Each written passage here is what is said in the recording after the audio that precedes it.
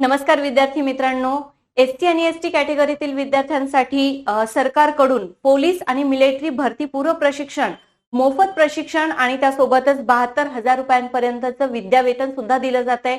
यासाठी तुम्हाला काय करायचंय?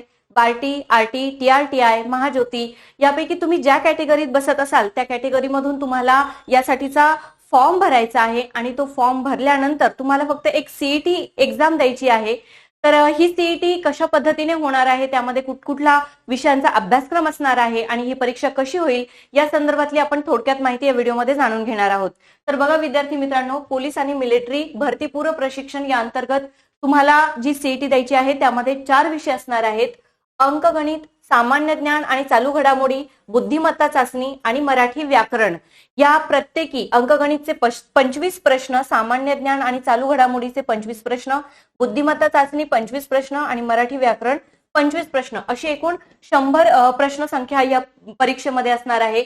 परीक्षेचं माध्यम असणार आहे मराठी। परीक्षेचं स्वरूप असणार आहे वस्तुनिष्ठ बहुपर्यायी पद्धतीचं आणि यासाठी तुम्हाला एकूण गुण असणार आहे 100। आणि या परीक्षेमध्ये ही जी सीईटी होणार आहे यामध्ये ही ऑनलाईन स्वरूपात होणार आहे आणि त्यामध्ये नकारात्मक गुणदान म्हणजेच निगेटिव्ह मार्किंग नसणार आहे। तर अशाच माहितीपूर्ण व्हिडिओसाठी इन्फिनिटी अकॅडमी या चॅनलला फॉलो करा, व्हिडिओला लाईक आणि शेअर करा। धन्यवाद।